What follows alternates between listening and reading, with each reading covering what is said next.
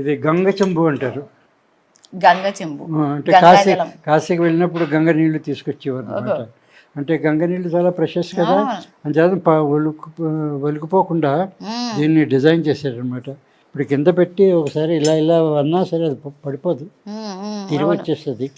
ఒకవేళ పడిపోయినా ఇది లాంగ్ నెక్ ఇచ్చాడు, నేరోగా కొంచెం నీళ్ళే పోతాయి పోయినా సరే. ఇది స్క్రూ హ్యాండ్మేడ్ స్క్రూ.